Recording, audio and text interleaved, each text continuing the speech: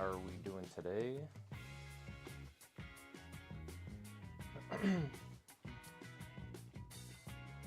Alright, let's get the cameras all set up here, all good to go.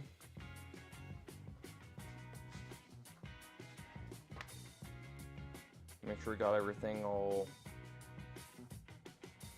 Gucci. I think that's gonna be pretty good there.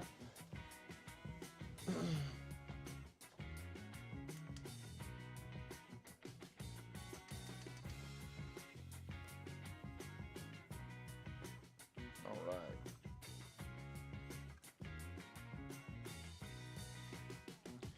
right.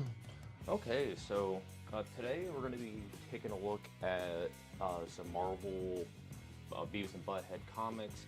It's one of the favorite things that I do here on the channel that a lot of people seem to appreciate, so we're going to keep cranking these bad boys out. I have, I don't know, the first 18 issues I want to say of this, so we still got quite a few to look through before I need to start acquiring some more to kind of keep the wheel rolling here. First thing that I wanted to do though is kind of show off kind of what I've been working on here a little bit. So let's go ahead and get this booted up here and I'll show you guys what I've been working on here.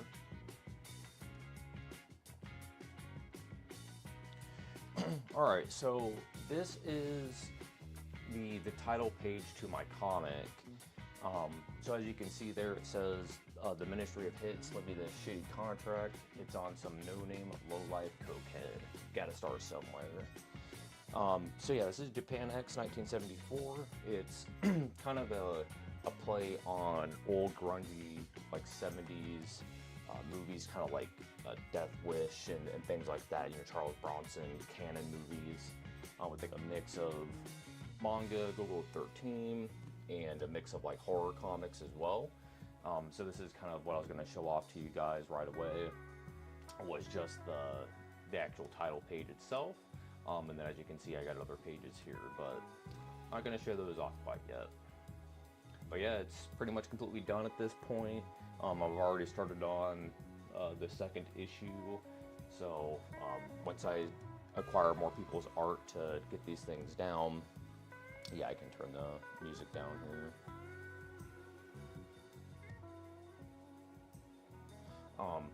But once I start acquiring some more art for some people to start throwing it into the anthology, probably just crank that first book out, get it out right away, then we'll get number 2 out, and then as well I'm going to start getting prints and different artwork and things like that, kind of start posting it up, start getting the site rolling and all that kind of stuff, start selling art and prints out and comics out to you guys. So that's kind of what I've been working on. So hey, more comics, can't complain. Alright, well I guess the first thing that let's go ahead and roll into right away is let's go into the Beavis and Butt-Head stuff, and then we'll roll into kind of like the haul that I have here. I got quite a few comics, I don't know, probably about 10 different books here to show off to you guys.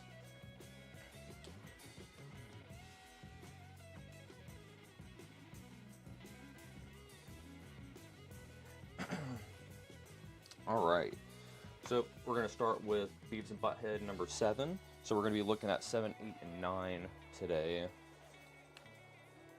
And I figured this would be a kind of a good place to start with it as well, because it's, let me fix this camera here quick, it's kind of,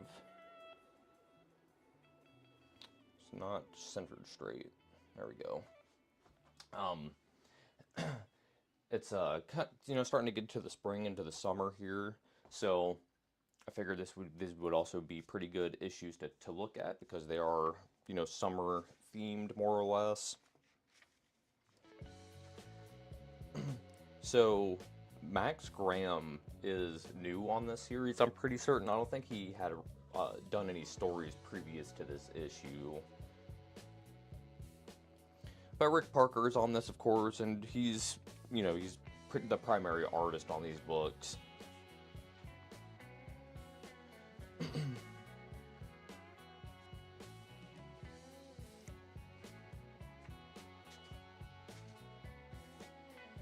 So this one, from what I remember, 'cause it's been a while since I've looked at it, probably around like August time frame was probably the last time I had looked at this issue. I don't remember it being very like memorable, to be honest with you, in terms of like the gags and things like that. That's this strong suit for this comic, in terms of the Beavis and Butt-Head comic, are just the gags. The drawings in them are fantastic. I mean, there's no denying that. Rick Parker's a genius. But I think the writing gags in it are really what makes the comic, come into its own. And I don't, from what I remember, this issue doesn't have very many funny gags in it, if any. Of course, Maximum Carnage. I did at one point in time had the red cartridge. I probably had sold it off 2-3 years ago, roughly. But yeah, I mean, Maximum Carnage, it's a good game for what it is, but I honestly don't think it's like the greatest beat 'em up ever, obviously. But you got that Green Jelly soundtrack, so that's kind of where everybody's touchstone for that game comes from. Yeah, see, you know what I mean? It's just like, they're just really outdated jokes. I mean, the thing with Beavis and Butt-Head, I think that a lot of the comedy and whatnot is kind of outdated, but because of Beavis and Butt-Head, it works because that's just kind of their characters in general. They're just fucking morons. But this one is just a little strange because they're straight up like peeping Tomming on this lady and stuff. So it's like, I don't know if I can get behind you guys on this one. But of course, the good old Ghost Rider. So when I think about Rick Parker's drawing and illustration, this is the kind of things that I think about, are like the creative lettering, and then like these very underground, like I call them R. Crumb faces, is like the best way to describe them. And to be honest with you, I have a book over here that had a R. Crumb ad on it, just so we can use it for comparison, so I can kind of show you what I was talking about here. So, see what I mean? To kind of have like that R. Crumb look to the faces. So, I don't know, it's kind of hard to describe. It's like, has like this stippling, like, dingy look to it.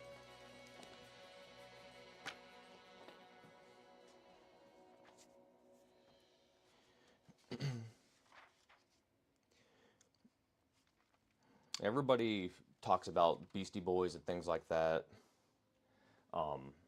But man, I don't know. I like them, but I think outside of just like hearing the hits, I don't care to actually go back and listen to any deep cuts or anything like that. It's hard to describe. It's like their music is very like boilerplate. Like it's safe for mommy and daddy to listen to. You know what I mean? It just seems like it's very like safe music. Like they don't take any like risks or anything, which is fine. But it's like I like to listen to music that challenges people and things like that, and it's just like the Beastie Boys are just kind of there in my opinion.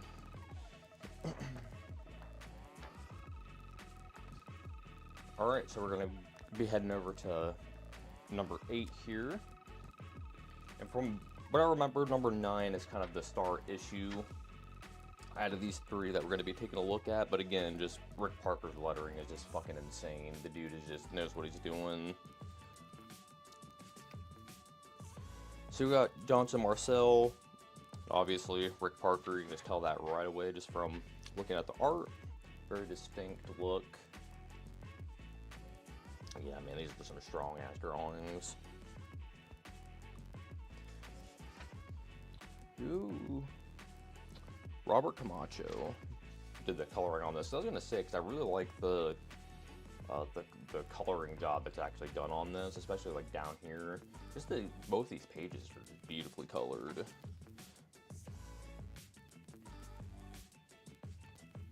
Dude, this Rick Parker is just fucking nuts, man. And it's like, he's doing this stuff in a Beavis and Butthead comic of all things, too. And that's the thing with like the comics, you know, people wouldn't think that you would see artwork, like, especially like this good, in all things a Beavis and Butthead book. It's just good shit, man. And it's like Rick Parker is just like the perfect guy for a Beavis and Butthead book. And it's like, besides him, you know, who else would you have hired at the time? Man. I mean, like, Sam Keith would have been pretty cool to, like, see, like, a Beavis and Butthead book. He kind of has, like, a dingy style to him. Maybe if you could have, like, roped him into doing more cartoony stuff, you know, he could have done something pretty cool with it. But, of course, this weird science TV show nobody gives a shit about.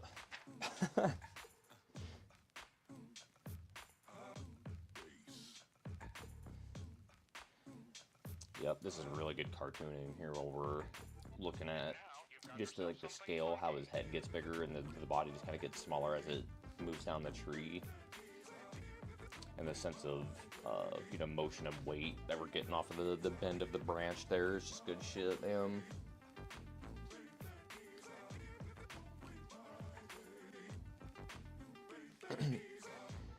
And they always gotta clown on, you know, comics as they're going along. That was the whole ploy with Beavis and Butthead on MTV. You know, they would sit and make fun of music videos and the like. So they kind of play into that a little bit, into the comics. They, you know, will go back and talk shit. So they're sitting here talking shit about Quasar, which they probably should, because, you know, I'm just going to be honest with you. It's Quasar, it ain't good, folks.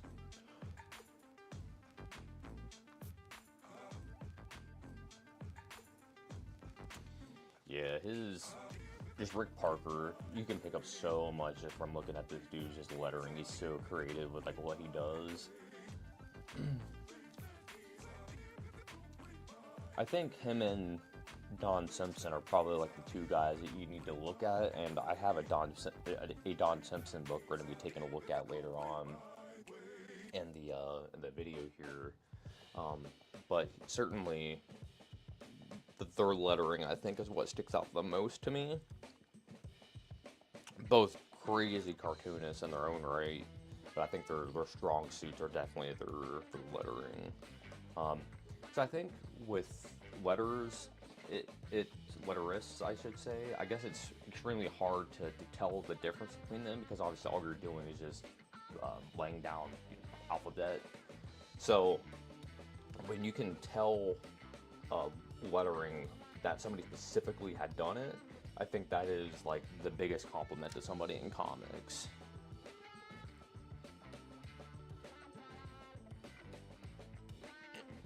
Always like these activity books, these kind of, they more or less give people ways to like prank like your parents and things like that, your friends. It's kind of stupid shit. Again, just with the lettering.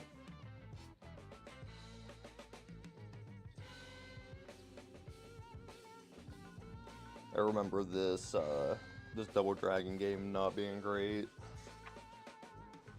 Another Maximum Carnage ad, man, they were really trying to sell this thing off to people, weren't they?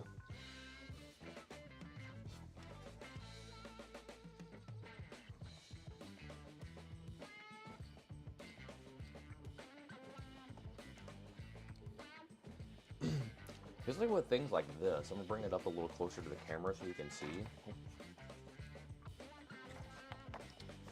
So just like the word doom, he stylized it. So just, that's what I mean. It's just like little things like that really set people apart. When you're doing things like, there's no reason why he needed to do this style of lettering inside of this speech bubble, but he sure as hell did. That's what separates him from the other people that would have been doing lettering around the time, and even still to this day, it's like you don't see people doing things like that. Very unique. And this is a beautiful drawing.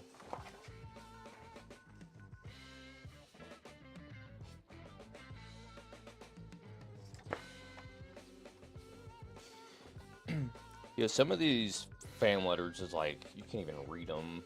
I can read cursive and I can write in cursive as well, which is, apparently that's a thing that kids can't do nowadays because they don't teach it, but this is like, it's so small you can't even read it, so. Alright.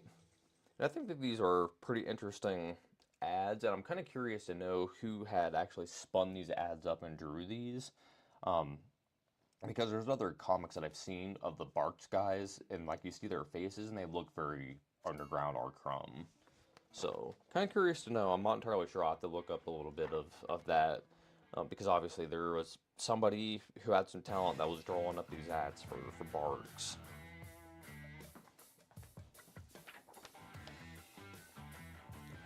Alright, number 9. So like I said, from what I remember, this is kind of the star issue out of the 3 that we're going to be taking a look at today. From what I remember, this issue, in terms of my, whatever you want to say, like, what we're going to be looking at here on the inside, a lot of this stuff is just missing. So like the extras, all of the little ads and everything like that you would mail off to people to get comics, it's been ripped out. Which is fine, that's really not why you're in for it anyhow. But it's just something I just kind of noticed that somebody actually was using the brochures inside of this.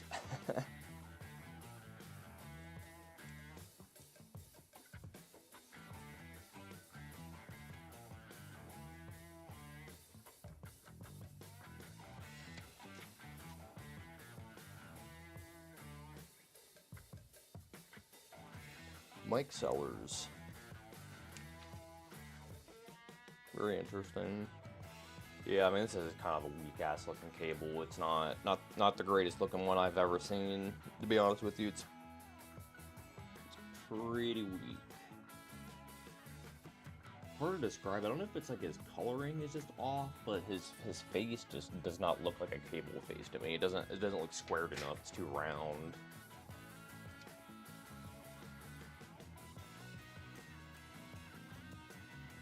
Beautiful lettering, man. You just do not get any better than that. There's Rick Parker. That's exactly what he's doing.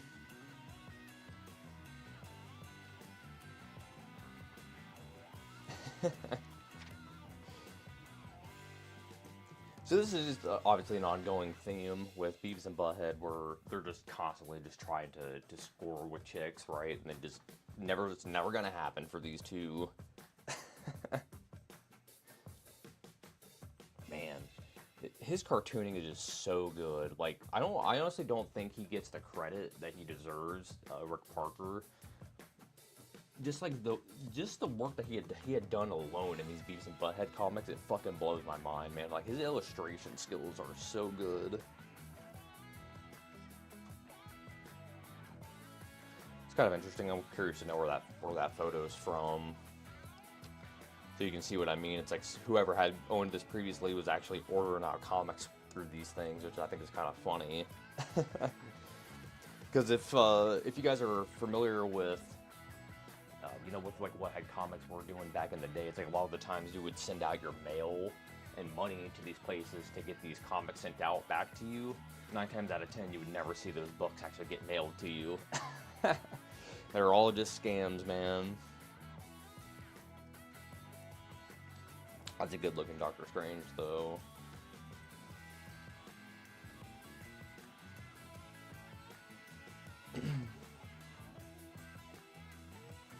Yeah, just definitely can see that that Mike Judge art aesthetic, but it still has that Rick Parker look to it. And again, that's why I think Rick Parker was like the perfect guy to hire on for these Beavis and Butt-Head books. His aesthetic and Mike Judge aesthetic just like perfectly meshes together. To where I don't think if you were to take straight up just Mike Judge's art aesthetic and we're going to throw it into a comic book, I don't necessarily think that it would work because it's too crude. As opposed to like that works in animation because everything's in motion, so the drawings don't have to be perfect. As opposed to in a comic book, there's still images, so that the drawings have to be stronger. So that's where you have to hire in somebody like a Rick Parker to actually crank these books out for you.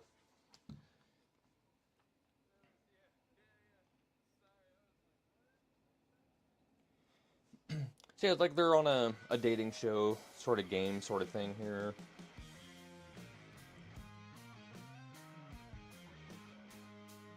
It's just stupid shit like this, why I love these books. It's just like these dumb little prank tips and things like that. But, like, why would you even need to know something like that? Like, what size your ass is? But it's comics, man. And they're kid comics, so we're just gonna let it fly.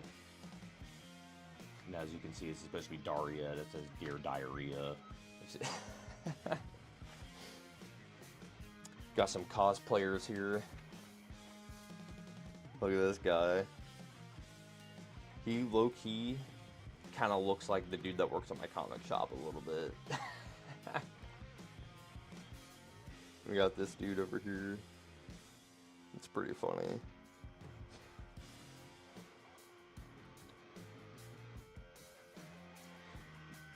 It doesn't say where they're from, but we got Ernest Jackson and Russ Brownville, apparently.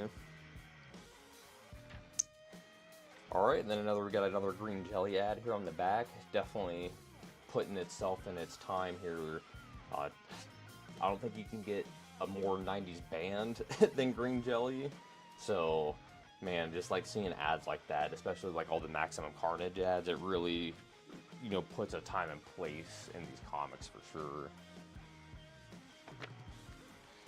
Alright, so that was the 3 Beavis and Butt-Head issues. Just kind of flip through those real quick. Just kind of taking a look at, you know, what Rick Parker does and all his genius stuff. Now we're going to be taking a look at some Fat Simpsons comics. So I figured we'd kind of keep it into the theme here of cartoon comics. The Simpsons comics is something that I've been collecting for quite a while now. Mainly the Radioactive Man stuff. So let's go ahead and take a look at these, because I think that the Radioactive Man comics are probably the better of the ones. So if you're not familiar with them, basically is what they try to do is they try to frame the comics or make them aesthetically look like the dates that they would have come out. So is what I mean by that is, so you can see by this. So this says May 1966, and this is issue 136, but obviously, like, this came out, what, 2000? Yeah, 2001. So obviously there are not 136 issues in, and nor did this come out in 1966, but the comic aesthetic is supposed to look like it came out in 1966. This is kind of an ongoing theme, so you can see this is supposed to be 1972, and then so on and so forth. I believe that in terms of the issues that they had done, like this, where they kind of gave it a direct aesthetic, I believe there were 6 of them total, and I had finally finished it off. This was the last one that I was missing, was this one specifically. And then these other ones, they're just more Radioactive Man comics. They're not necessarily in that 6-issue initial run that I was talking about. So you can see here on this one, they have actually the very first issue of Radioactive Man. Now let's see, let's blow it up here. So that's what the first issue actually looks like, and this is supposed to look like it came out again in like the 60s, or the 50s, I mean. So when you actually open up the book and look at it, the aesthetic looks like it was made in the 50s, the coloring looks like it was made in the 50s, the design looks like it was made in the 50s, so that's like why I love these books so much, is because there's so much design work that's put into them and thought that's put into them. They're not just, hey kids, go read this comic. There's a lot more to it than that, so let's go ahead and take a look at this first one then.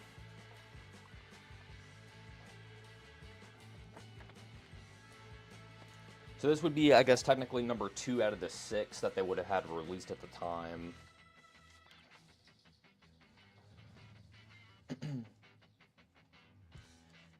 So of course we got Fallout Boy, Radioactive Man.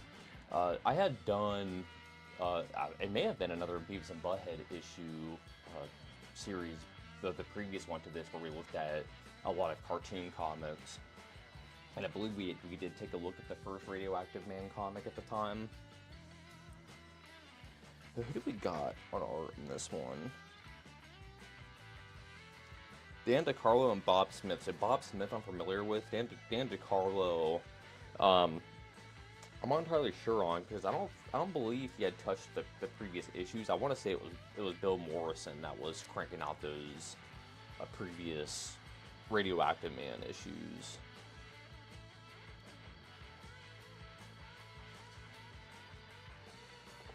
Take a drink here quick.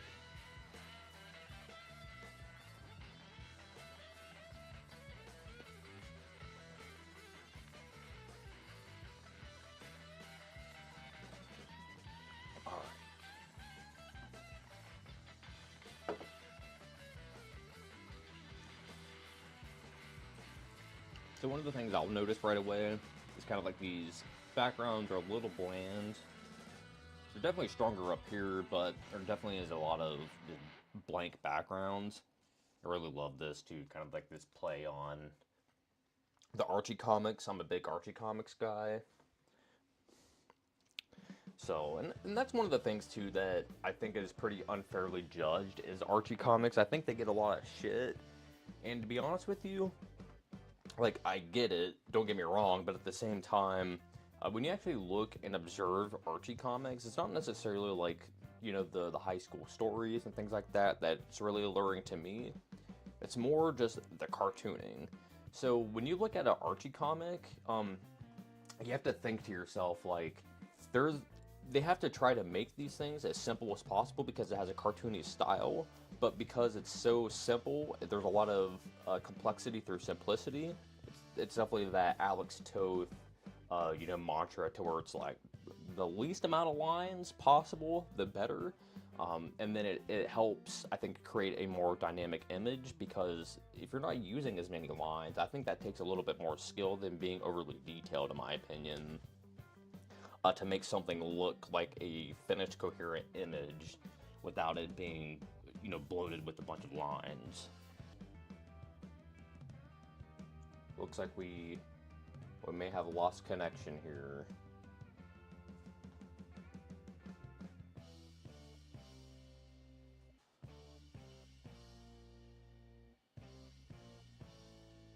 What is going on? Give me a moment here, folks. I'm going to try to get this fixed for us.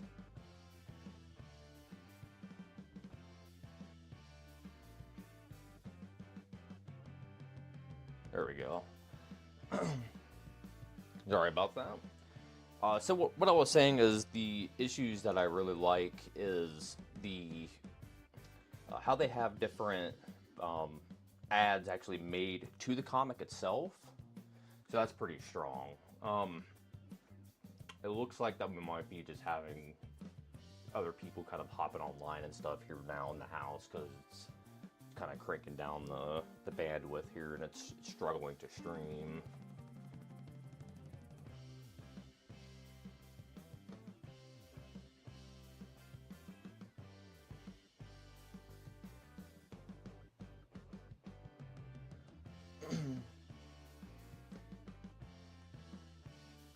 All right.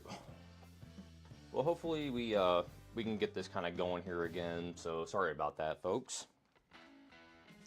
But yeah, the ads in these books I think is kind of the big main play into what I think is really cool about these. They're not just random ads that were actually thrown into here. They're ads specifically made up for the book. So I kind of like that. You see that in Warren Mags as well, how the ads have a very unique aesthetic for the actual book itself. I have yet to actually sit and read through this specific issue, so I'm not entirely sure story-wise, you know, like what's going on there.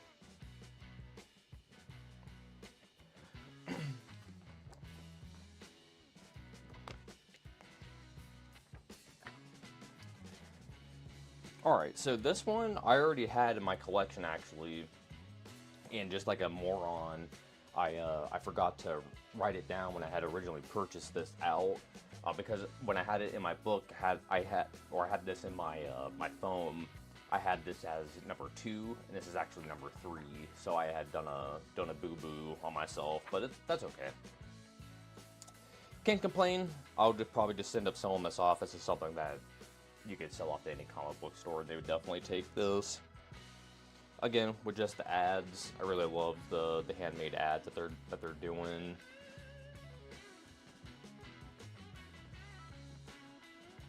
Yeah, it looks like we froze up again.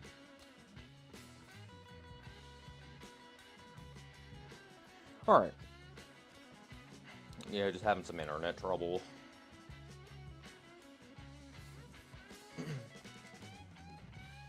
So yeah, just really strong cartooning here. I really like the panel break.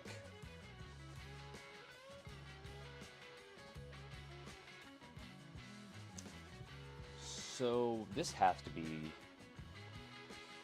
Yeah, see, this is Bill Morrison, I figured. So that's what I was kind of assuming, because you can just tell right away by the inking with Tim.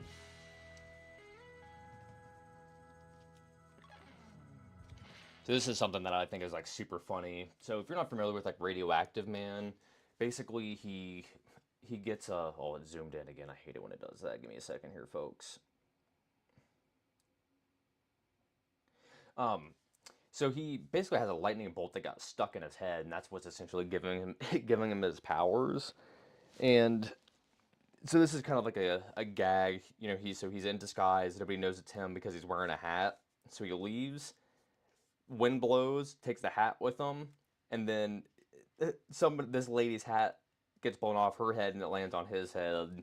It's like a stupid ass gag, so nobody recognizes him still, even though he lost his hat. It's just like throwaway things like that I just find so funny. Alright. I think we gotta get our music going back here.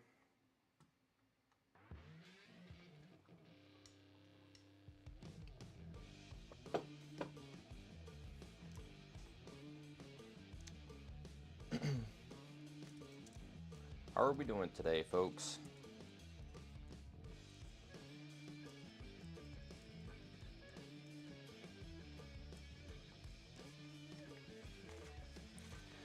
Alright. Already looked at that page. So this is 100% Silver Surfer and Kirby, right? I mean, there's just no denying that. Like, look at this. And I think this is supposed to be like a crumb drawing, I want to say. Just by judging off like the way that the feet and the legs look. So definitely trying to play into that 70s comic aesthetic for sure.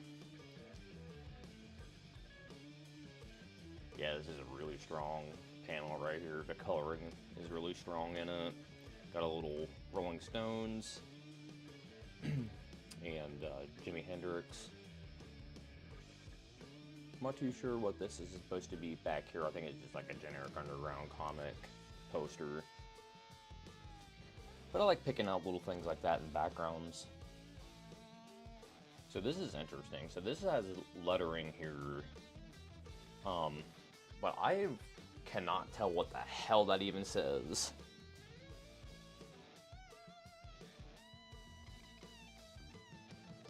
Yeah. I have no idea, but it's definitely, it's lettered to say something. So this... What the hell? I'm not even gonna try anymore. That's strange, though. And I feel like this probably would have been something that would have worked with, like, bleed. You know what I mean? To, like, bleed off the side of the page, but they probably didn't have that to offer at the time, especially for printing. So, it's probably why the image is cut off, but it just looks weird.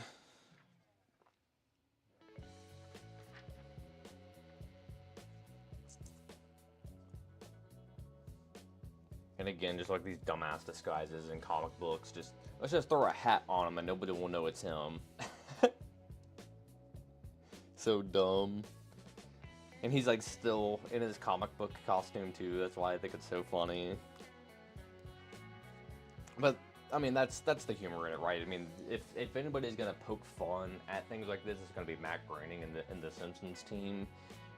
I don't think there's anybody that pokes fun at reality better than him. So,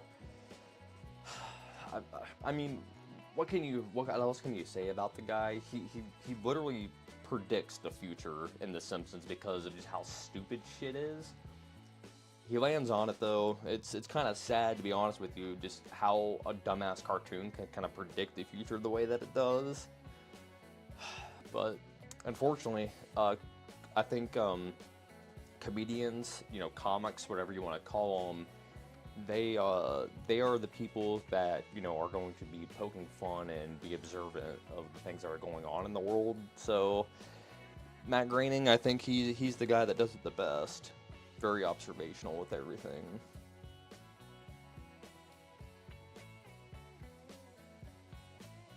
This is honestly a really cool drawing.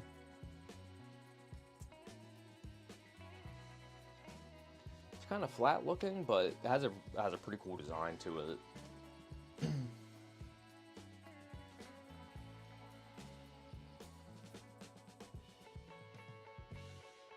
I always like looking at this fan art, you know what I mean? Just kind of seeing, I don't know, I think it's interesting that people, you know, were taking the time out of their days and things like that to actually go back and, you know, send art out to people to maybe get published into a book. And I don't know, it's just one of those things that I kind of appreciate, because it's like, I don't think people nowadays would really take the time to do something like that, simply because it takes effort and it takes time. It's not a TikTok post, so people can't do it in 5 seconds, you know what I mean?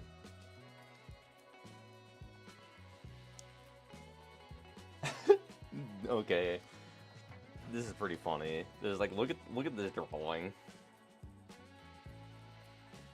Like, what is this? That is fucking terrifying. Like, imagine waking up in the middle of the night and then that thing just standing over top of you, just blankly just staring, just heavy breathing. Thing is made of nightmares, man. So this ad I wanted to specifically look at as well, because again, just poking fun at reality and real world stuff. I think this shit is so funny to me. If you're not aware already, I'm a Marine Corps veteran. I was a combat engineer. So it's like, just seeing stuff like this is just like really funny to me. It's like, you know, a Vietnam War fun set. Like, what's more fun than the fucking Vietnam War? Man. Here's what you get. A giant realistic battlefield. Huge B-52 bombers that really fly when you throw them. Miniature barrels of napalm filled with real napalm. Be careful. We cannot be held responsible if we melt your face off. Deluxe Vietnamese village. You'll have to destroy it in order to save it.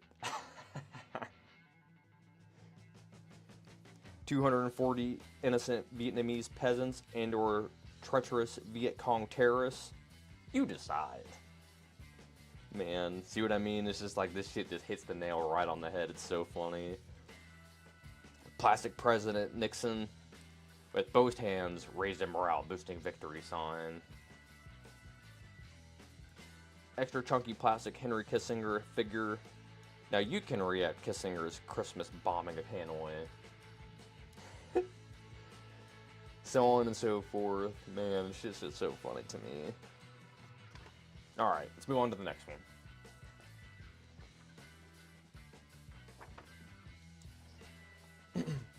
Alright, so this is going to be Radioactive Man, the actual number in terms of, you know, what actual Radioactive Man this is. Off the top of my head, I don't know. But in, you know, Radioactive Man kayfabe, this is number 222.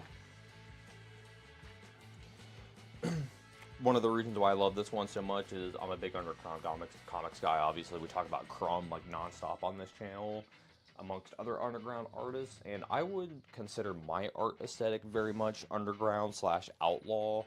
It's kind of the, you know, my inspiration is definitely the direction that I draw in. I think that with underground comics, you definitely see a lot more vibrancy in terms of the color and things like that. That gets used. I'm straight up black and white guy. I guess full disclosure again, if something that you're not aware of, I'm colorblind. So when it comes to like blues and greens. In some cases, some yellows, but mainly just blues and greens. I struggle with telling them apart. In most cases, so coloring isn't something that I pay a lot of attention to in terms of my own work, strictly because it's a deficiency that I have. So being able to work in black and white, I think, gives me kind of an edge on some other people, because I kind of put myself into like not like a box, but I'm limiting myself in the tools that I have to try to create the best thing possible with what I have, if that makes sense.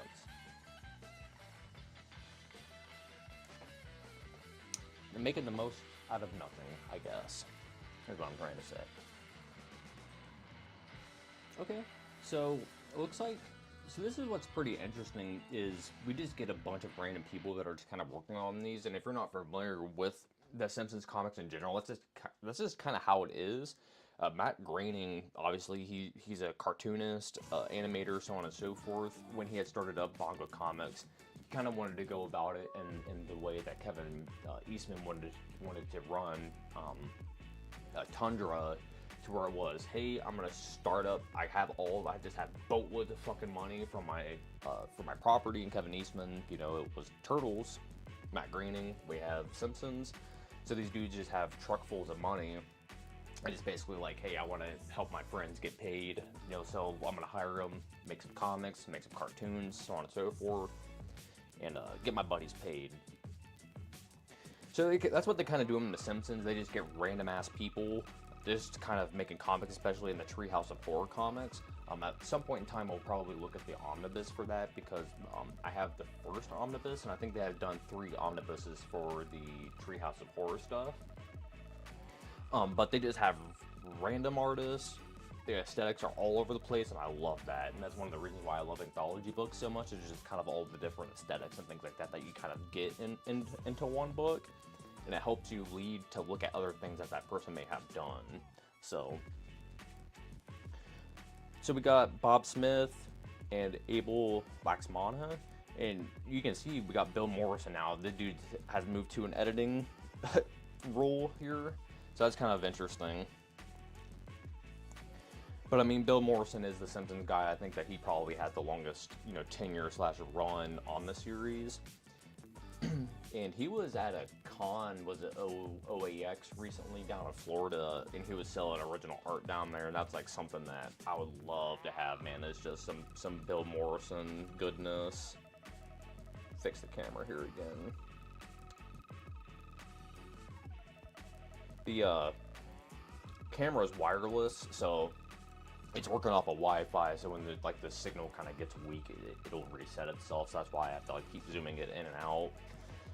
Eventually, folks, once I get to a point to where, you know, I'm growing the channel more and more as I'm going on here, you know, I'll get better camera setups and everything like that going, but I'm working with what I got, and, you know, people still seem to be enjoying the content from what I'm making, because obviously it's, my normal video stuff had kind of slowed down quite a bit, to kind of, I guess, give a little bit of perspective on why that is. At the time when I had first initially started up the channel back in like October, September of last year, you know, I was in between jobs, so I just had a lot of free time basically.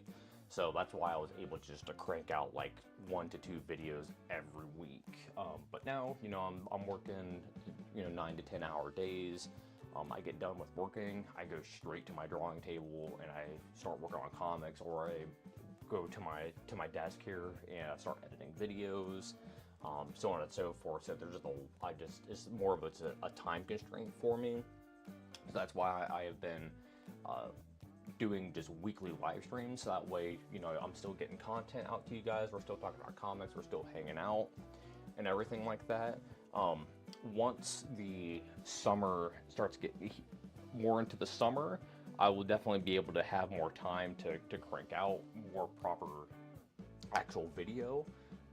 That's purely because my project for my first book should already be out by that time, so I'm not going to have as much on my plate that I have to worry about, because you guys always have to put into perspective, I'm making anthology books and I'm working with other artists, so I have to try to wrangle, 10 to 15 different people to get me pages. I have to put them in the book. I have to do all the design, so on and so forth. So it's basically all the pressure is on me.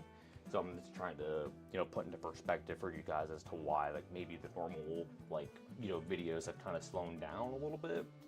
But I think that this, these live streams kind of take place into that, and we'll do to help you guys. Like, the channel's still growing. It's like every day I get up, I still get subs, and I get comments, so on and so forth. So I'm just gonna keep doing what I'm doing until somebody complains about it, basically.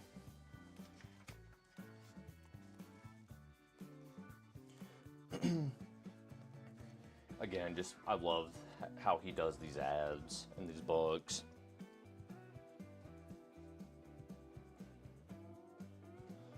So this is like something from like a Bill Morrison playbook that I would see, is these really thick lines, and they taper down.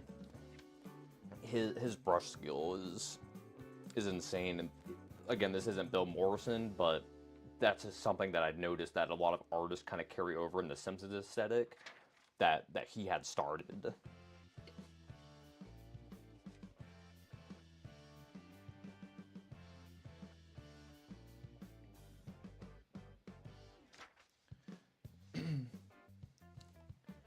So like these little snippets down here at the bottom, I'm not entirely sure what those are about. So you can see what I mean. There's like little snippets down there, so I'm not entirely sure what that is. Again, I haven't actually sat down to read these. This is pretty much the first time I think I've flipped through this one. No, I've looked at this one already. Some of these I've looked at yesterday. Some of them I haven't. I was trying to remember which ones I did once I came back from the comic shop, and to kind of prep for the stream a little bit. There's money to be made in nuclear energy.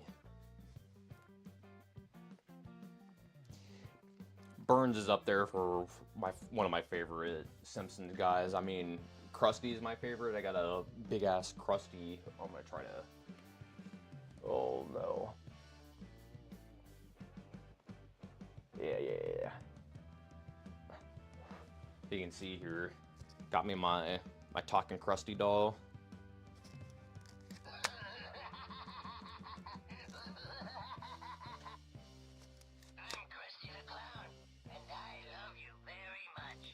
So, and even on the back, if you're familiar with the episode from that, from The Simpsons, he's got his evil and good switch on the back, so you can swap it from the evil sayings to the good sayings. So Jakks Pacific had started to put out those Simpsons toys last year, and I think I put those on the top of my list for the toy line of the year last year. Dude, what you get for the price of them, it's crazy. And they're doing basically what Playmates was doing, in the 90s into the early 2000s with the World of the Simpsons stuff. And Jakks Pacific is just fucking killing it, man. But, yep, love me Krusty. He's probably my favorite. This is probably one of my favorite episodes of The Simpsons, and my girlfriend had picked this up for me. Yeah, it's one of my favorite things that I have in my collection.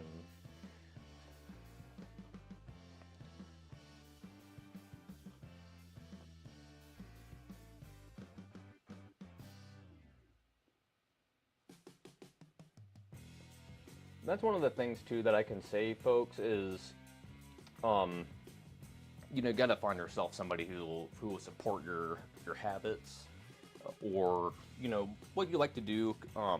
That's definitely something that I can give props to my girlfriend for, is supporting what I like to do, and it's like pushing me and encouraging, and just having that support system is always nice, especially like when you're doing things like making videos and putting yourself out there, making comics. And it's like, because I don't think you guys actually, like, obviously you don't know, but I fucking like work my ass off in the background. Like I'm talking like I fucking hustle like nonstop. Like pretty much from the moment I fucking get up until I go to bed, like all I do is comics, man. Like it's been like that pretty much since like September, October time frame, I want to say.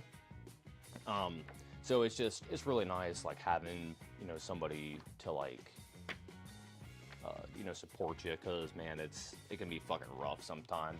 It's kind of defeating. You know, it's a lot of work with very little return. So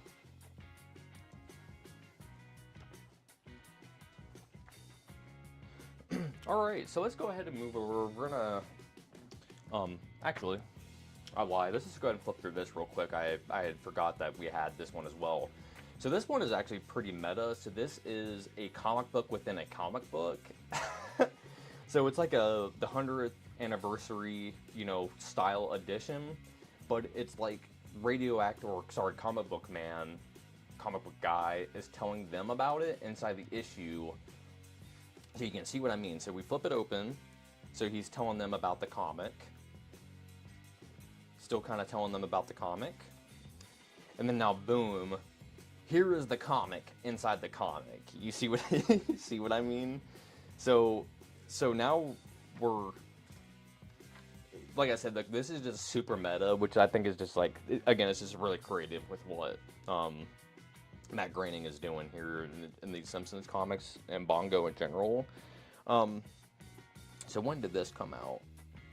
Yeah, so you can see that this is saying this was originally published in 1963, which obviously is not the case. But when was this actually published, this book? 2000. So. But man, Don Simpson would have made some fucking killer ass Simpsons comics. And I know he's really close with Bill Morrison as well, because I talk to Don every once in a while. And I know he's close with Bill Morrison, and they've done things together, but, like, you would think that, you know, if you're going to hire anybody to do a comic like this, it's like Don Simpson would be the guy I would hire. But who do we have on this? So I was kind of curious to see if there was different credits for, you know, like, who would have done the inside comic rather than, like, this comic, you know what I mean? Like, the meta comic, if they would have been different artists. But it doesn't look like that's the case. Yeah, and we got Bill Morrison and Steve Steer on these. Two combos, and again, so we got Bill Morrison on pencils, and he's not inking on this issue, so they just kind of go all over the place, which I love that about these books. They just let the artists just do what they gotta do to get the comics done, man.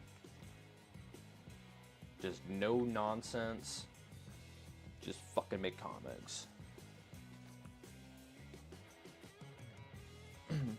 Yeah, his inking is crazy good, and clearly this is looks like the clamp guy from Futurama. Very similar design. All he needs is clamp hands, and he's pretty much there.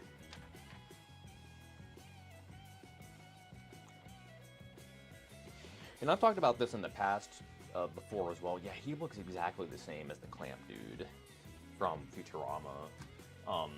Let's pull up a photo here quick.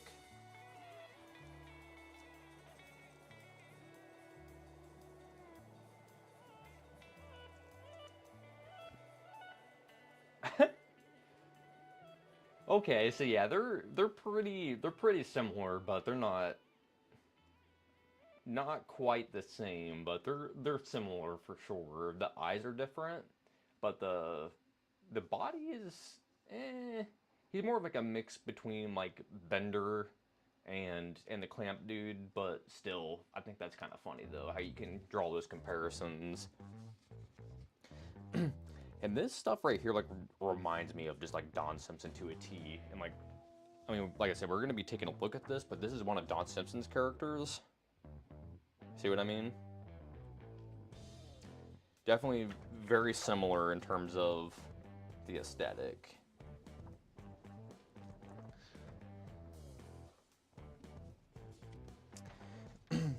But yeah, it's just so funny to me how it's just like a comic within a comic. And dude, this thing is fucking badass, man. Like, these are some strong drawings.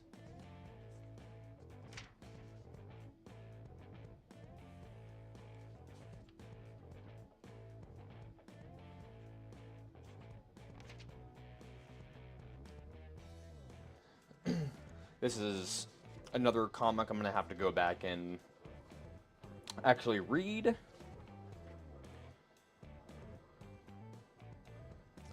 Okay, so we're kind of getting the origin story a little bit, it looks like, which it's similar to what actually had happened.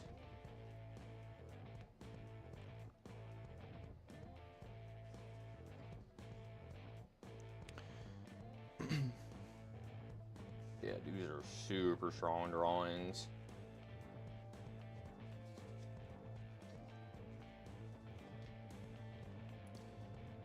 Yeah, I don't know if I like Bill Morrison more as a penciler or more as an inker. Definitely has his strong suits in both, man. You know, you can see there's like the back ad to the last issue.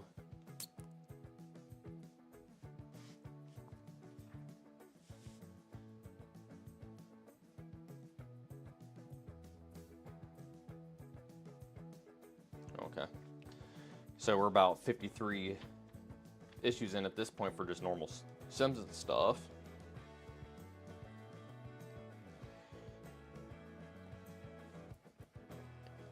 So my comic shop had a Bartman anniversary. I think it's like 64 pages. And it's something that I've seen a handful of times, and I just haven't pulled the trigger on it yet. It's not like the most expensive book. It's like a $15 to $20-ish book. It's just one of those things. Just don't want to pull the trigger on it yet. So we got a Simpsons crossover. This is two of two. I have the first issue in a box. But one of the reasons why I love these Futurama comics so much, if you're obviously familiar with Futurama, they do a lot more, is what I call like Family Guy references. You know what I'm saying? They do more pop culture references, even though there's a shitload of them in The Simpsons for sure. But I think it's more clever in Futurama. It's not like as on the nose as The Simpsons is.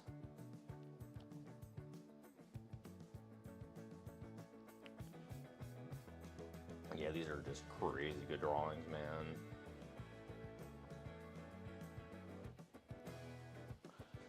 Really, really good cartooning. Who do we have on? Should have looked at that.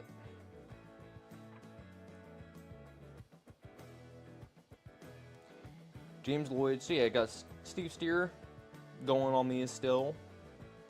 And good old Bill Morrison in the editor position here. So when did this come out?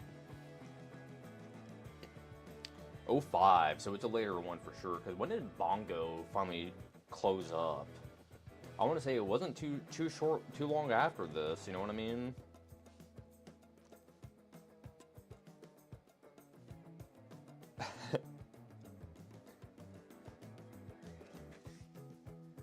How can we get away with putting these people in our comics without actually drawing them? Look at this nonsense.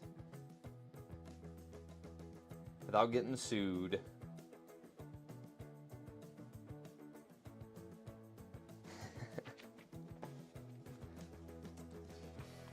It's good shit, man. This shit's so creative.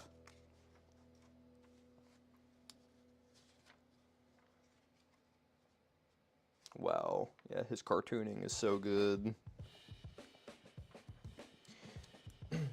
Yeah, and this comic definitely has like a more Futurama aesthetic than it does like the Simpsons aesthetic, even though it's obviously the same artist and they're very similar. But in terms of like the actual like art style, I think it looks a lot more Futurama, which, I guess it's being sold as like a crossover between the two, but like when I'm looking at the actual art aesthetic, it looks more Futurama to me than Simpsons, especially in the comic sense. because we were just talking about it in the comics for The Simpsons. It's like there's more line variations and things like that. This is very static looking. It looks more like the TV show.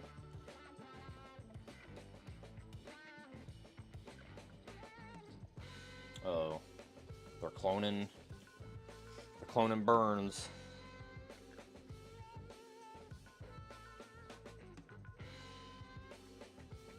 Gun Fu.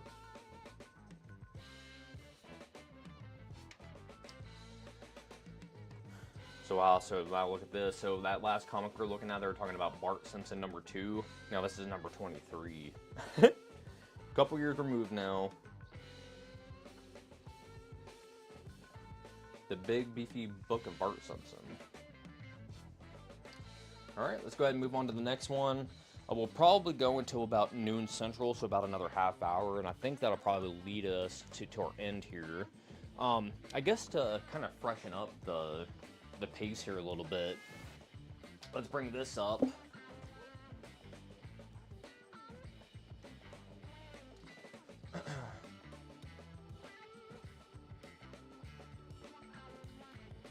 Alright, so I bought this bad boy recently. Well, I shouldn't say recently. So this is the Ed Pescore Studio Edition. As you can see, this thing is, it's fucking massive. Ed Pescore is obviously a really big influence of mine. I would honestly probably put him in like a top 3 for me, maybe a top 5, probably a top 3. It's not only just like his art, but it's kind of like the mentality of just like fuck you, fuck off, I'm making comics, and nothing else matters more than comics, you know what I mean? And I definitely share that kind of mentality. It's just like, get all the bullshit out of the way, get all the bloat, stop it, let's just fucking make some badass comics and put them out, and let the energy kind of sit out there, man. So, these are basically, it's an artist edition. Man, this is going to be hard to show off. So, this is basically raw pages of the comic, so you'll get like a thumbnailed, rough version, and then over here you get like the finished version. But they're still not finished, they're just scans of raw pages, so you can still see his blue line, see all of his inking, and things like that. This was not a cheap book, but I bought this off of somebody on eBay, and probably like a month or two ago, maybe longer than that, and I totally forgot about the damn thing, and then I randomly got an email from eBay being like, your order is shipped, and I was like, what the hell are you talking about? I was like, I didn't buy anything off of eBay recently. It was this. I forgot about it, and I don't know what was up with it, but I bought it through like a comic book shop on eBay. So maybe it was like one of those things that they had to order it through Fantagraphics to actually get it to me. I don't know. Fantagraphics didn't have this in stock. And the thing is, though, I got this thing on a fucking steal. Because I think... Let me grab... Because it comes in this shipper box, actually. So, like a Ed Pescore branded box.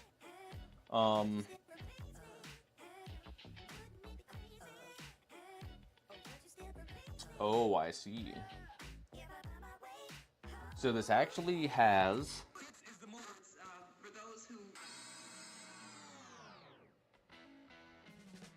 So it looks like somebody had purchased this in the past and maybe had traded it in to the comic book shop, and maybe that's how it ended up on eBay. Because this has somebody else's information on here, so I'm not gonna show that label off there, but so that explains that. So yeah, it's 150 pages. It's got Hip Hop Family Tree stuff in there, and Grand Design and other things that he had done. But yeah, I think this is like this thing was 120 bucks, what I paid for it, and that's 30% off, so you know what I mean? So the thing was pretty expensive, and all things considered, like originally, and whoever owned it before me never even opened it, so I'll take that. The thing was brand new, it was still sealed in the box, it was still shrunk wrap and everything like that. But yeah, so who bought this previous to me? Shout out to Diamond, I guess. Thank you for that, because that book is hard to find. I've been trying to track it down, especially at a good price, because if you find it on eBay or any place like that, the prices are up. And I love Ed as much as the next guy, but it's like, money is money, man, and I don't have it to spend, so if I can save some, then I'm going to. Alright, so this is going to be Normal Man and Megaton Man. This is a crossover comic between Valentino and Don Simpson, as you can see, and then as well they had Bob Burden and Martyr coming in to help him out. Big Bob Burden fan, Flaming Carrot guy. Speak of the devil, there he is, he's on a fucking skateboard, hell yeah. But yeah, Don Simpson in terms of like cartooning, he's my favorite. He's just so good. I mean, like, look at this. This, I'm pretty sure Valentino drew this. There's no fucking way that Don Simpson drew this. I think Bob Burden drew this section of the Flaming Carrot, and then Valentino drew the rest of that character. Certainly. It's got that image nastiness on it, so it's probably a Valentino thing. So much Jack Kirby. And Jack Kirby is a dude that probably like the last month or so I've been studying a lot, and I've fallen off a little bit, but not much. Just in terms of like constantly just like looking at you know, his work. And I don't think that he what's the word I'm looking for? It's I'm starting to notice now a lot more just kind of like the Kirbyisms in comics for people. So when I was talking about like this space stuff here.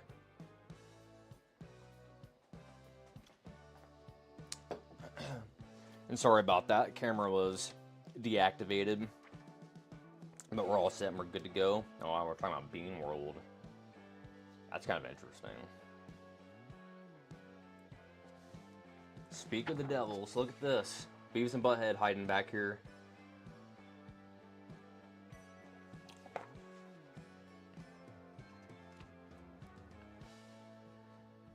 Yeah, just Don Simpson's cartooning is just so fucking good, man. He's obviously poking fun at superhero comics, and this is something that he had talked about, I think in his kayfabe interview that he did with the kayfabe dudes. Was just like, people don't actually look like this, and in superhero comics, it's like, they draw them with like all these muscles, and the suits are skin tight, so on and so forth. Nobody fucking looks like that. Even if they are the most ripped person on the planet, like, go look at like Drew McIntyre, or like Randy Orton. I don't know, you know, dudes that are like very chiseled, and you could go look at like Lex Luger, or even go look at Ultimate Warrior, like those kind of guys, right? That are just fucking massive, and they have like the most muscle definition possible. When they put clothes on, they don't look like that. So why do people draw comics that look like this? You know what I mean? So that's kind of like Don Simpson's play is on Bizarre Heroes and Megaton Man. It's a joke on the superhero genre, right? It's kind of he's lampooning on it. So that's kind of one of the things. He's like, people don't fucking look like this. So that's kind of the joke. And that's one of my jokes that I have. In my oh wow, we just got Scott McCloud in here now. What the hell is going on in this book? I haven't read this, and to be honest with you, I didn't even know this was a thing. I was flipping through the long box at the comic shop. Boom! I saw Don Simpson. You see the Don Father? You bought the Don Father. Those are the rules, folks. But we got Spawn here too. Okay, Bone. Got some Gru action. Cerberus. But yeah, it's kind of wild though how just Scott McCloud just shows up, and the reason why that is so hot in my brain right now, because really look what I'm reading. I'm in the middle of this literally right now as we speak, so it's like I think that's kind of funny. Is like I literally just had this just sitting on my nightstand by my bed.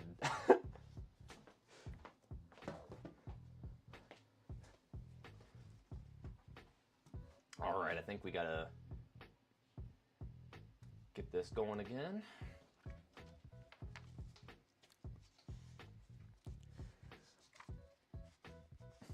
Alright, so we're definitely going to start picking up the pace here because I wanted to kind of wrap it up around noon, and we still got quite a few books to look at.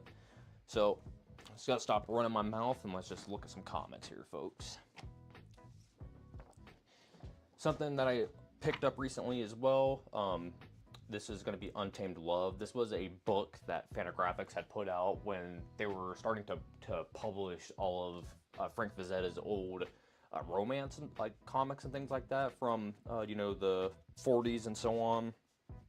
So if you're not familiar with Frank Frazetta, I mean, the guy's a legend. He probably has like the strongest style in terms of like painting and things like that you could point to. That all of the, you know, creepy, eerie covers, so on and so forth. So like the dude has a strong lineage of like horror comics, so on and so forth. And then you see him drawing stuff like this. It's kind of wild. I mean, you can tell it's Ditko to a T. It's like nobody has, or Ditko, sorry, but it's Frazetta to a T. I mean, look at this. Unmistakable.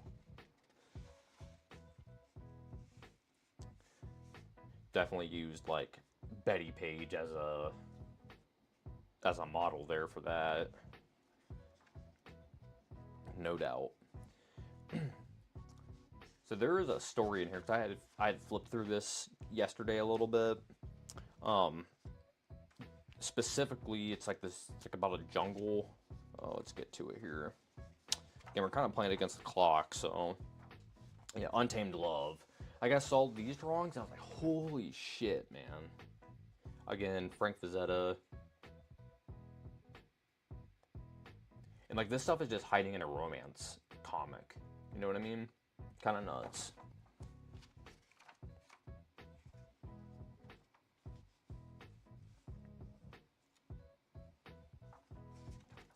Super strong drawings. What we do here is go Wow.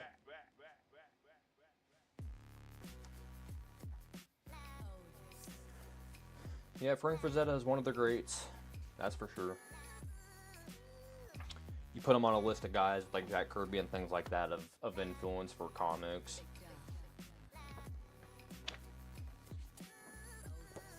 Alright, so this is Epic Light #1. So this is a comic that Epic had put out. Epic was kind of a sister company to Marvel. Epic was more or less kind of their Max brand before there was a Max brand. So this is where they were publishing, you know, their more adult books and things like that during the time. So I wasn't familiar with this before. Now this is just an anthology book actually that just has, you know, random artists and things in it, and it's a comedy anthology, so they're more designed to, you know, to be funny. First person that I noticed right away is Mike Kazzala.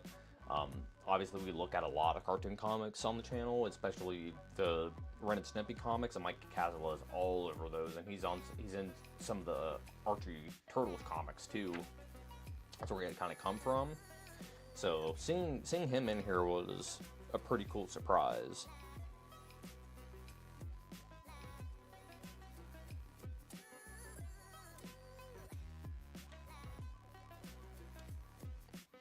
There's some great cartoon in here. Hilary Barta is the name.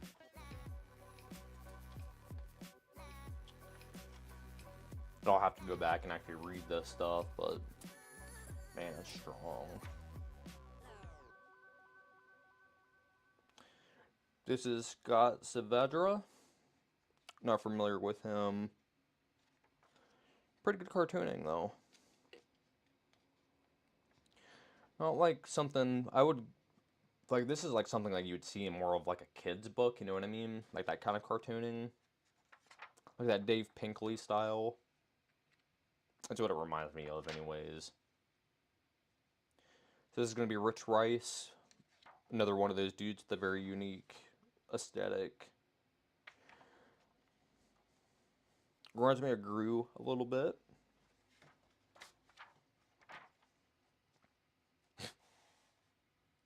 Noah battles aliens. That's pretty funny. Alright, I think we gotta get our music going again here.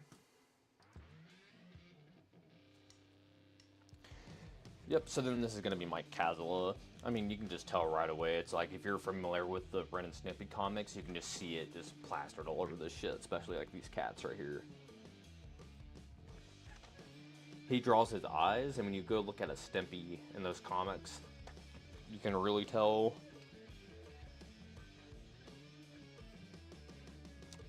And his lettering is fantastic too.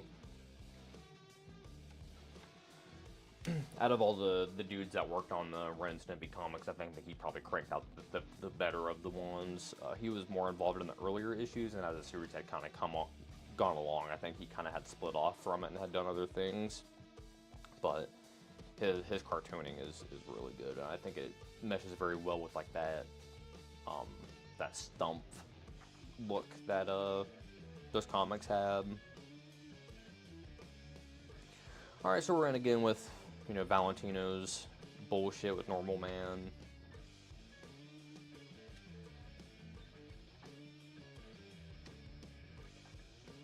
All right, so let's go ahead and move on to the next one here.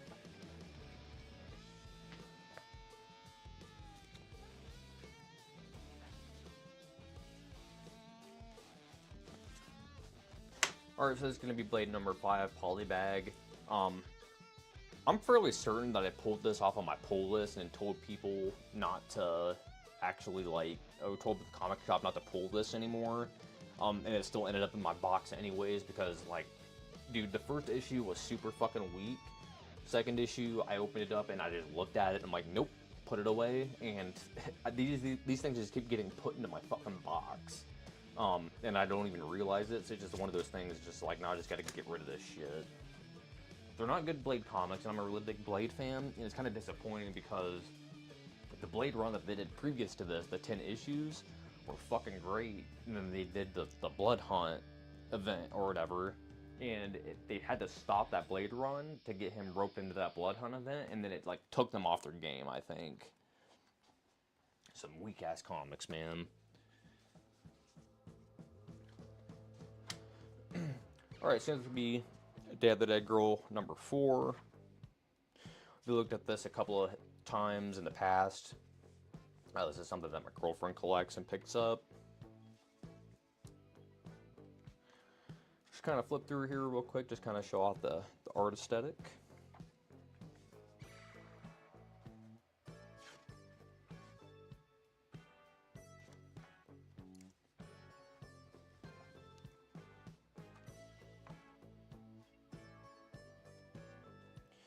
Definitely, from what I've noticed, as these issues have been going on, I'm not familiar with, like, who these artists are or anything like that.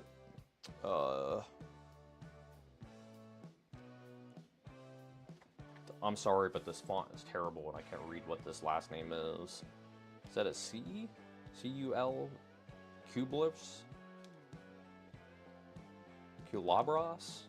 I'm not entirely sure how you pronounce this, but what I was gonna say is, what I've noticed is there's been, as these issues have been going on, I've noticed like a more and more like manga influence put into them, and what I mean by that is, so look at this dude and like his teeth and his eyes.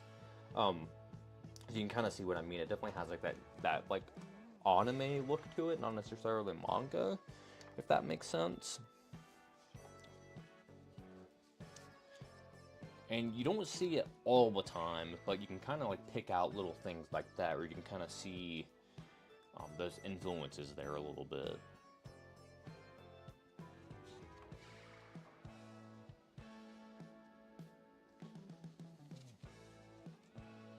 But overall, I mean, I don't think they're bad drawings or anything like that. They're actually pretty decent. The coloring's always good in these books. So I mean, if this is something of interest of you, and especially if you're of like, you know, Latino or anything like that, you know, this might be something that speaks to you a little bit. So maybe consider, you know, checking that stuff out.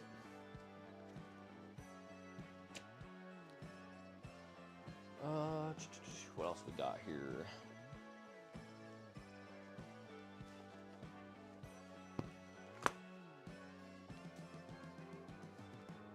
Alright, so I've been on the Space Ghost train a while. I've been pounding away at you guys for these. If you don't own the Space Ghost stuff yet, you're fucking wrong. Just go buy it. I mean, I've shown this, talked about it a million times. I think that this was like the strongest, like, quote-unquote new comic that came out last year. There is a trade paperback for it that came out like September, no, it came out in like November, I want to say. So there is one. I take beef with this Captain Planet with the beard. I just can't get behind that. He just looks fucking strange. Who knows? His wacky races might be something to look into. But the art aesthetic in these Space Ghost books reminds me of like the J.J. Abrams Star Trek. Lots of overexposure, light flare, that sort of thing. That's definitely what it reminds me of, and I think, dude, that these comics are just so fucking good. And unfortunately, they kind of announced, I think, that they're stopping at 13 issues, which is kind of disappointing. But I still have to open this up and read through it, but I really hope that they don't stop at the 13 issues, because, like I said, it's so fucking good. Space Ghost. For some reason, this was in my pool box. Mike Baron is the writer for Nexus, like the original writer for Nexus. So him and Nexus is a brainchild between Mike Baron and Steve Rude.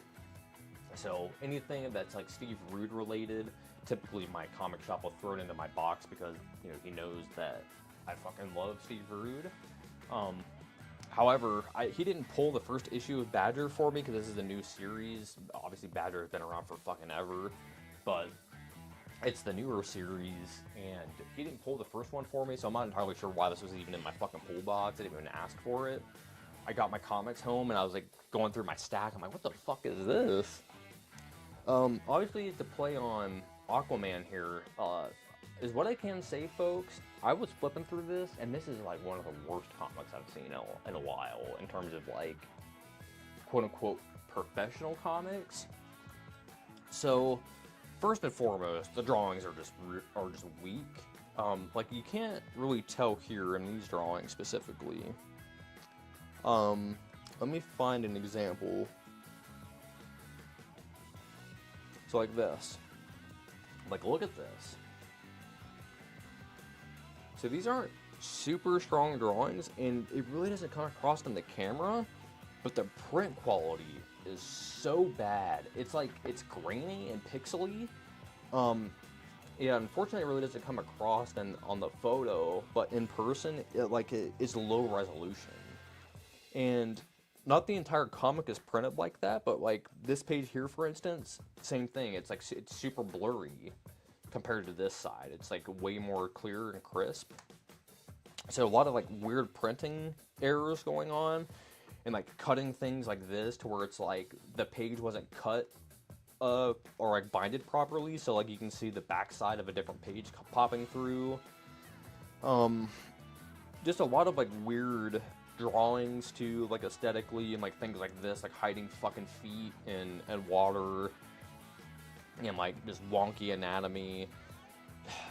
I don't know, there's just like a lot of things. Like I was just flipping through this book, and I was just like, wow, this is a fucking weak ass comic, man.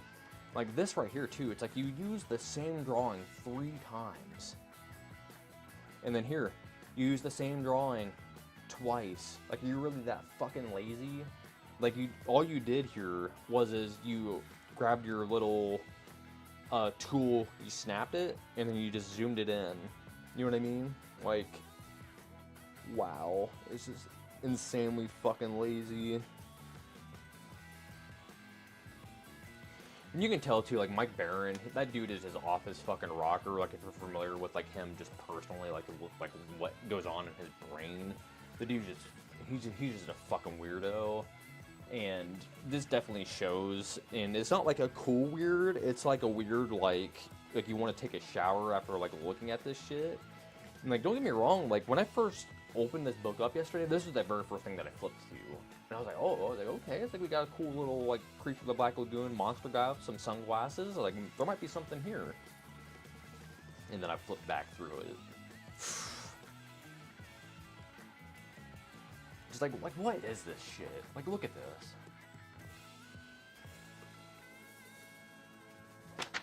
like, just throw it in the trash. Alright, Powerpuff Girls, we got the Valentine's Day special. So they've been doing holiday special for these Powerpuff Girls comics, which I really appreciate. And these Powerpuff Girls comics have to be doing great for Dynamite, simply because, dude, they've been cranking these things out, and they've been doing holiday specials for them. So they have to be doing good for them, which is great, because I'm a big Powerpuff Girls fan. Craig McCracken was like a top 10 guy for me, maybe a top 5 guy possibly, but just, I love the Powerpuff Girls so much. And this is honestly a pretty cool aesthetic, how they're kind of like making it look like Valentine's Day, like, art, you know what I mean, that you would see on like the little invitations and stuff, little cards. Very cute. Kind of reminds me of Tom Scioli a little bit. That like bubbly sort of aesthetic. He would be a really cool dude to see draw up a Powerpuff Girls comic. So if you're listening to Dynamite, go hire Tom Scioli. And I'm ready for this here. This is going to be coming out in like a week or two. See how that goes, man, because the Space Ghost. So we got a mix between the two. So it looks like we're getting the Space Ghost. Sorry, not the Space Ghost, but the Johnny Quest team is going to be taking this over. So Johnny Quest books are also very, very good that have been coming out.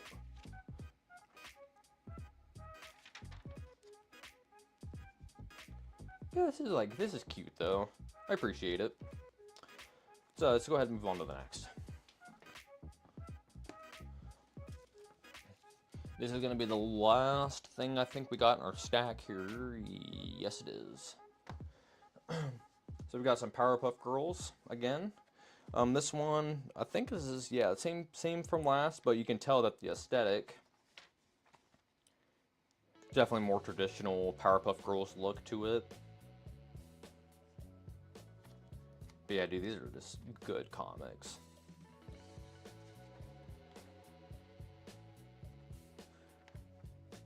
Cartooning in them was so good. Alright. Let's go ahead and blow the screen back up to the full screen here. And let's go ahead and wrap it up.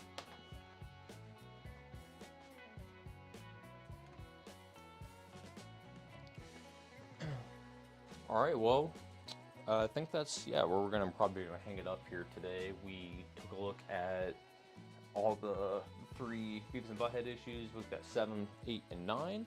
And then we took a look at a little bit of the Ed Piscor Studio Edition book.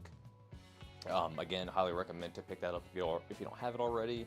And then as well, we took a look at a little bit of a haul that I had picked up.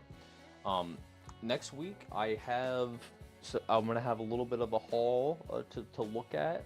I ended up picking up some original art. I paid for it, for sure. But yeah, I'll show that off. I picked up some Jeff Darrow art. He was at Emerald City Comic Con yesterday and today up in Seattle, and Buddy Dave over at West Coast Avengers was he's in Seattle, so he went up and picked up some art and everything like that, so I bought some. And yeah, Jeff Darrow, fucking love the guy, so I have original Jeff Darrow art that I'm gonna have, so that's kind of crazy to me. But yeah, so next week we'll probably just take a look at that haul to be determined on what we're actually going to be looking at. I was kind of contemplating actually doing a full video on the mask. That was something that I had teased or had talked about in the past, like right towards the start of the channel. I was doing more like long form videos, but from what I had noticed, you know, people's attention spans aren't the greatest. So when you actually look at like how long people are watching the videos, you know, I'm sitting and I'm recording for 2 hours, 3 hours to make like an hour video, and then it takes a lot of time in doing research and editing and so on and so forth, only to have people watch it for like an average duration of like 4 minutes, you know what I mean? So it's like, it's not really worth my time or effort to do things like that. So I'm just gonna start, so I'm thinking I'm going to try to wrap this this mask project into like an actual video. yeah, so I have it over here, and I'll kind of show you guys a little bit of like what I was doing. So like I was prepping for this video like months and months ago, and I still have like all of my notes for the video. And basically this is like an outline, and then as well like I shot so like this is even more notes, but I shot half of the video already because it was going to be like 2 hours long. And my whole thing was that I wanted to do was I was going to take like the MASC comic, and I was going to compare the MASC comic to the movie, and then like the movie to the movie adaptation comic. So basically I was going to take like everything like MASC related and just kind of like mesh it together and like compare everything to like see the differences, so on and so forth. That was kind of the idea behind it. The video got pretty ambitious, and basically like I have a file on my computer that's strictly just for that video, and it has like video footage in it, all this other stuff, and I was like acquiring toys and movies and all this other stuff for it. So I think is what I'm going to try to do. I'm going to try to produce up like a live episode of the show to where it's more clean cut. I'm not as like streamy, but it's more like I'm going to be doing like the video live. You know what I'm saying? It's not like I'm necessarily like live streaming and whatever you want to say, like conversing, communicating with you guys. You know what I'm saying? It's more like you'll just see me recording it live. And then the video will just go up that way, and it's not necessarily going to be like a live stream, you know what I mean? Because that's going to save me time in editing, and it's going to save me time in recording when I can just do it live and then it just push straight to YouTube. Because time is money, especially right now. It's like I'm working on, you know, 2 comics. I have other things that I got to do, just life stuff. So I'm really fucking busy basically. So I'm trying to do what I can to get you guys content, and then as well, you know, keep the ball rolling on things that I'm doing here. That's going to be important. Thing that I can say though, like I did not mention this earlier, if anybody is, you know, still here at this point in the video anyhow, I did get approved. I'm going to be going to Pittsburgh in September. I'm going to be doing ADP Con. It's like the 23rd and the 24th, I want to say, of September. The actual dates I can't remember off the top of my head. I'll have to look, but it's like mid to late September. I'm going to be tabling 2 days there with the Piscor fam and everything like that. So I'm familiar with like Justine and Bobby and all of them over there at the Piscor family. Like I said, Ed is super important to me, so it's like you know, I converse back and forth with the family and everything like that. So I got a spot at the con. I'm going to be shilling my books there, shilling my art there, talking about my YouTube channel and all that kind of stuff. So if you guys want to, you know, head out to Pittsburgh and, you know, come hang out, buy some books off me, converse, so on and so forth, I'm going to be there this summer, and that's kind of like my ultimate goal and what I'm working for. It's going to be my first con I've ever done.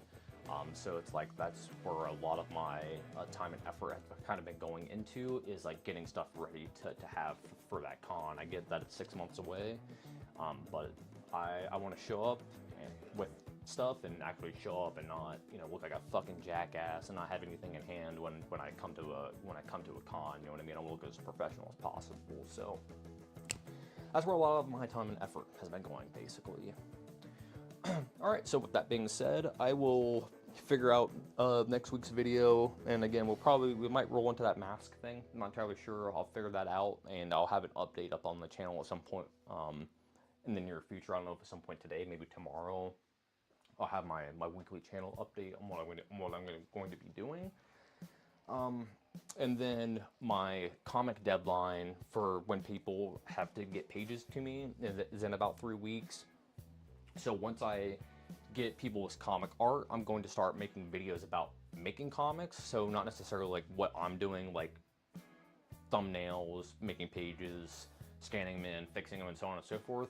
It's more about like the community about making comics and like why that's important, and showing off different people's art and things like that, and just kind of you know, trying to support everybody else that's kind of in, you know, my sphere that I can.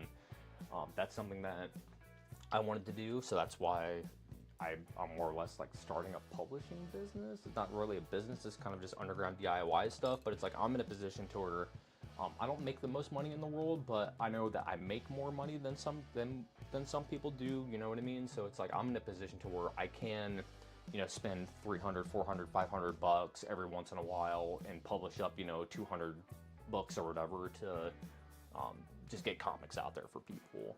So if I can, you know, help by doing that, that's what I'm going to do. And then as well, I get my art put into books and I'm helping other people. So ultimately, it's kind of the goal. And then as well, I've been talking to Indie Creator Con. They're the con that they do up in Connecticut. They've been running a YouTube channel, and I've been kind of conversing back and forth with them and whatnot. Also confirmed with them that they're going to be at EDP Con, so I'm going to be talking and meeting with them and kind of see, you know, what they're going to be doing next year in Connecticut for their con, and hopefully I can, you know, get a table with them. And it sounds pretty promising. So if I keep my wheels in motion and just keep the fucking gas on the pedal, before you know it, I'm gonna be doing it full time, hopefully, and that's kind of the goal. It's like I don't want to be working corporate jobs anymore. I fucking hate working for companies, and I hate working for other people, and I want to be in control of, you know, what I'm doing in my destiny and everything like that, because if something fails and you know, it falls apart or whatever, then it's on me, and I can't blame anybody else. And I want it to be that way because I hate failing, and I'm just not going to do it. So that's pretty much it. You know what I mean? Very much, if you're familiar with like video games, you know, Joseph Ferris is somebody who I really look up to. The dude that did like Split Fiction recently that just came out, and It Takes Two, so on and so forth. It's very much, again, that Ed Piskor energy, just like, fuck you, no bloat, we're making comics, let's just get this shit out, and if it's good, it'll connect to people and people will buy it. We don't need to put stupid bullshit in our comics, no gimmicks, you know what I mean? We're here, we're showing up, and we're getting shit done. So that's the fucking energy that I'm moving forward with. And basically, and if you're not going to do it, then I'm going to do it and get the fuck out of my way. That's what I'm saying. So with that being said, thanks for hanging out and talking comics. I'll see you all next week. Peace.